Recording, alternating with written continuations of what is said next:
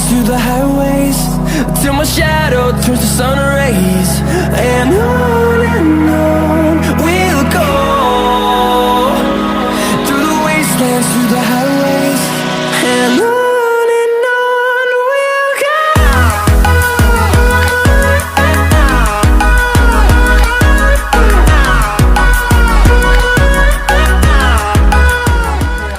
कल से नहीं, परसों से नहीं, शाम से नहीं, दोपहर से नहीं, अभी से करनी है तो करनी है। क्यों नहीं होगा? करनी है तो करनी है। जो स्ट्रेटजी अगर वो फॉलो करते हैं तो आप रिजल्ट आने के बाद एक बार जरूर हमारे चैनल पे आके कमेंट में यह कहिएगा कि आपके द्वारा जितना भी बताया गया कॉन्सेप्ट था वो बिल्कुल बेनिफिशियल था, बिल्कुल हमारा फायदेमंद था। Hello dear students, this is Parvez sir maths वाला। फिर से आपका एक बार हम स्वागत करना चाहेंगे परवेज सर मैथ्स वाले यूट्यूब चैनल पे। जैसा कि आप लोग जो क्लिप था जो पहले डिस्प्ले हुआ, उस डिस्प्ले क्लिप में आप लोग को यह दिखाया जा रहा था कि कैसे एक जो स्टूडेंट होते हैं उनका डेली लाइफ रूटीन होता है। जब वे पढ़ने बैठते हैं तो उनका माइंड कैसे फ्रस्ट्रेट हो जाता है, कैसे उनका दिमाग थोड़ा दूसरे रास्ते में कन्वर्ट हो जाता है, और कैसे वे अगर पढ़ना चाहें तो पढ़ नहीं पाते हैं। साथ ही साथ थंबनेल में भी आप लोग देखे होंगे कि 30 डेज में यानी 30 दिनों में 75 टू 85 मार्क्स गेन करना। और ये जो सेशन है वह बिल्कुल ट्रैक से हटके, यानी यहाँ पे कोई भी फॉर्मूला, कोई भी आपको कॉन्सेप्ट बताने की कोशिश नहीं की जाएगी जो चैप्टर से रिलेटेड हो। ये रिलेटेड है एग्जाम टिप्स से। जो एग्जाम टिप्स को अगर आप गेन करते हैं तो आप एग्जाम में बहुत बेहतर से बेहतर कर सकते हैं। साथ ही साथ एक स्ट्रेटजी अगर तैयार है तो आप खूब बढ़िया से पढ़ सकते हैं। जैसा कि आप लोग देखें तो आपके आसपास शायद आप लोग भी मोटरसाइकिल तो जरूर चलाए होंगे, तो आप मान के चलिए कभी आप 95 किलोमीटर पर आवर के स्पीड से चल रहे हैं, कभी आप 85 किलोमीटर पर आवर के स्पीड से चल रहे हैं, और कभी ऐसा आया कि आपको ब्रेक लगाना पड़े, चाहे रुक जाना पड़े, तो आपका जो स्पीड है वो स्पीड आपका 20 किलोमीटर पर आवर हो जाए।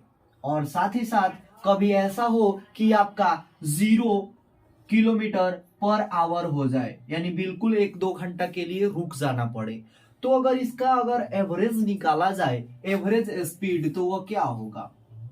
एवरेज स्पीड अगर निकाला जाए तो क्या होगा? इन दोनों चारों पॉइंट को ऐड करेंगे और 4 से डिवाइड करेंगे, तो यहाँ पे क्या हो जाएगा? 0 0 8 5 5, 10 का 0 कैरी 1 2 1 3, और 3 8 कितना हुआ?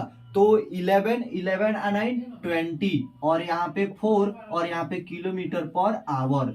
4 से अगर डिवाइड करें तो 50 यानी 50 किलोमीटर पर आवर, यानी कितना आया? 50 किलोमीटर पर आवर, यानी 1 घंटा में आप मात्र 50 किलोमीटर चल रहे हैं। ऐसा इसलिए बता रहे हैं क्योंकि यहाँ पे अगर शुरू से अगर आप एवरेज ना लेकर आप नेट जो स्पीड था अगर 50 किलोमीटर पर स्पीड से लेकर चलते तो आप भी इतना ही समय में जाके पहुंच पाते। मेरा कहने का मतलब, समझाने का मतलब यह है कि अगर आपको पर डे 5 घंटा न पढ़कर 4 घंटा ही पढ़े, 10 घंटा न पढ़कर 4 घंटा ही पढ़े पर डे, अगर एकदम एक फिक्स स्ट्रेटजी लेकर चले, फिक्स टाइम टेबल लेकर चले, तो आपको बहुत बेहतर से बेहतर नॉलेज गेन हो सकते हैं, और साथ ही साथ आपका सिलेबस भी कंप्लीट हो सकता है। अब इतना जो टाइम टेबल बनाना, रूटीन बनाना, ये करना वो करना, ये तो टाइम सब खत्म हो गया। मात्र अब हमारे हाथ में 10th और 12th के लिए जो एवरेज डेज की बात की जाए तो लगभग 30 या 35 डेज ही है। अब इतना में हम क्या करें कि एक अच्छा मार्क्स गेन कर सके, अपना भी नाम टॉप लिस्ट में शेयर कर सके, चाहे आपने आसपास बोल सके कि मैं तुमसे बेटर लाया हूं, चाहे हम भी अपना एक अलग रुतबा रख सके, अपना अलग एक मार्क्स ले जाकर दिखा सके। साथ ही साथ यहाँ पे कुछ ऐसे स्टूडेंट होते हैं जो यह कहते हैं कि हम पास हो जाए, तो ये आईएससी है, ये क्लास की कोई एग्जाम नहीं है। आईएससी है बोर्ड लेवल की एग्जाम, जो मैट्रिक है, ये कोई क्लास लेवल की नहीं है कि 2 नंबर कम आया, 4 नंबर कम आया, 5 नंबर कम आया तो कोई हमारे जो टीचर हैं वह रिलेटिव है, जान पहचान के हैं, तो हमको बढ़ा कर दे देंगे। ऐसा कुछ नहीं होता है बिहार बोर्ड के एग्जामिनेशन में। यहाँ पे खुद से मेहनत करके नंबर लाना पड़ता है। तो यहाँ सबसे पहले आपको क्या करना होगा, आपको एक बेस्ट वे चूज करना होगा, जिस बेस्ट वे में आप बढ़िया से बढ़िया कर सके। तो इसका एक हम अपने तरफ से सजेशन देना चाहेंगे, क्योंकि लगभग मैं भी हाल फिलहाल में ही आईएससी का एग्जाम दिया हूं और शायद मेरा भी थोड़ा बढ़िया प्रेजेंटेशन था, बढ़िया मार्क्स आया। तो इसी अनुभव के द्वारा मैं आप लोगों को आईएससी स्ट्रीम मैथ जो सब्जेक्ट है उसको पढ़ा रहा हूं। साथ ही साथ आप लोगों को कुछ ऐसे टिप्स देने की कोशिश करूंगा जो टिप्स आपके एग्जाम के लिए बहुत बेनिफिशियल हो। तो बिना देरी किए हम लोग टिप्स की ओर बढ़ते हैं। जैसा सबसे पहले हम लोग 12th क्लास के बारे में बात करेंगे। 12th में, तो 12th में हम लोग क्या देखते हैं, तो 12th अगर आईएससी की स्पेशली बात की जाए तो उसमें 5 सब्जेक्ट होते हैं। 5 सब्जेक्ट में अगर देखा जाए तो मेन सब्जेक्ट हमारा मैथ होता है, और मैथ के लिए मैथ, उसके बाद में इंग्लिश हिंदी तो कंपल्सरी है। तो हम लोग यहाँ पे 5 सब्जेक्ट है। 5 सब्जेक्ट में आपका सबसे पहले फोकस रहता है यहाँ पे, जो बायो स्टूडेंट रहते हैं बायो से, और मैथ स्टूडेंट रहते हैं तो मैथ से, यानी बायो और मैथ रहता है, बायो और मैथ रहता है। साथ ही साथ दूसरा उनको सबसे अच्छा दिलचस्पी लगता है, अच्छा पढ़ने में मन लगता है, वह सब्जेक्ट है हमारा, वह फिजिक्स है। क्या है? फिजिक्स है। इसके अलावा हमारा अगला जो बहुत ही माइंड खर्च करने वाला वह सब्जेक्ट केमिस्ट्री है। क्या है? केमिस्ट्री। तो केमिस्ट्री होता है। और लेकिन हम लोग क्या करते हैं, तो हम लोग एक गलती करते हैं, वह क्या करते हैं, हिंदी इंग्लिश को इग्नोर कर देते हैं। हिंदी इंग्लिश को क्या कर देते हैं, इग्नोर कर देते हैं। तो यह हिंदी होता है और यह इंग्लिश। बट आपको बता दिया जाए कि यह जो हिंदी इंग्लिश जो सब्जेक्ट है, यह परसेंटेज गेन करने में बहुत ज्यादा मतलब मदद करते हैं, यह सबसे ज्यादा हेल्पफुल होते हैं। जैसे अगर हिंदी और इंग्लिश की बात की जाए तो इसमें प्रैक्टिकल नहीं रहता है, इसमें नो प्रैक्टिकल, यानी कोई प्रैक्टिकल नहीं रहता है। प्रैक्टिकल कहने का मतलब यह होता है यह स्कूल के द्वारा मिलता है। तो स्कूल के द्वारा कभी कभी ऐसा होता है किसी को 20 में 20 मिल जाए, 30 में 30 मिल जाए, किसी को 20 में 15 मिल जाए, 30 में 25 मिल जाए, 20 मिल जाए, तो उसमें नंबर कटने की संभावनाएं होती है। लेकिन ये 2 सब्जेक्ट 100 मार्क्स की होती है, इसमें सब्जेक्ट में नंबर कटने की संभावनाएं बहुत ही कम रहती है। तो इसके लिए करें क्या? इसके अलावा अगर मैथ और बायो की बात की जाए, फिजिक्स और केमिस्ट्री की बात की जाए, तो प्रत्येक के लिए सॉल्यूशन लेकर आए हैं, तो इसको हम बता रहे हैं। तो यहाँ पे हिंदी और इंग्लिश यह बोलता है कि मुझे एक बार कहानी की तरह समझ जाओ, मैं तुम्हारे जहन में बसा रहूंगा। तो एक तरफ उसको क्या करना होता है, बस पलटकर उसको देखना होता है। तो जैसे हम लोग हिंदी इंग्लिश को हम चाहे तो जिस समय हमारा जो खाली टाइम है, फ्री टाइम है, और फ्री टाइम में हम लोग चाहते हैं कि ना पढ़े, हम लोग नहीं पढ़ना चाहते हैं, उस समय में आप लोग क्या कीजिए, हिंदी इंग्लिश को 1 घंटा सुबह और 1 घंटा शाम में पढ़ ले। अगर चाहे तो 1 घंटा हिंदी को सुबह में पढ़ ले और इंग्लिश को रात में सोने से पहले पढ़ ले। इसके लिए करनी क्या है, तो एक चैनल है यूट्यूब पे, जिस चैनल के जरिए मैं भी पढ़ा हूं और मैं भी बढ़िया से मार्क्स गेन कर पाया हूं, जिसका नाम साइंस संग्रह है। जिसका नाम क्या है? साइंस संग्रह।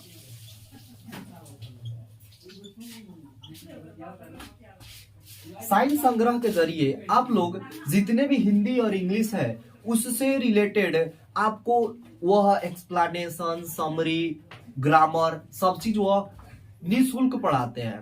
और उनका पढ़ाने का भी जो कंसेप्ट है और समझाने का तरीका है वो भी बहुत काबिल तारीफ है। इसीलिए आप लोग अगर चाहें तो हिंदी इंग्लिश का आप लोग साइंस संग्रह से पढ़ सकते हैं।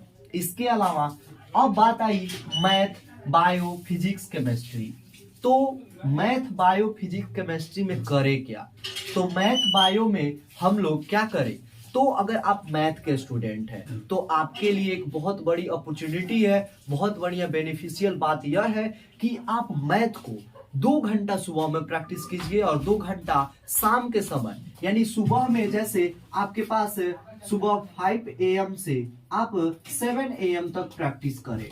और साथ ही साथ अगर रात में अगर पढ़ना चाहते हैं तो रात में जो 6 बजे से 8 बजे का जो समय होता है उस समय में आदमी कुछ नहीं करने को सोचता है, तो उस समय अगर आप मैथ बनाते हैं तो आपका माइंड हल्का हो जाता है। उसके बाद में ये 2 सब्जेक्ट पढ़ने में आसानी होती है। तो यहाँ पे आप चाहे तो 6 PM से 8 PM तक आप बढ़िया से मैथ प्रैक्टिस कर सकते हैं। और ये जो दोनों टाइम होता है ये टाइम हम 5 AM से 7 AM तक सोने में लगा देते हैं और यहाँ पे 6 PM से 8 PM जो है वो हम लोग घूमने में लगा देते हैं। अगर इस टाइम में अगर मैथ को कवर कर लिया जाए तो मैथ के लिए जो इम्पोर्टेंट जो टाइम होता है उस टाइम में इसको इन्वॉल्व नहीं करना है।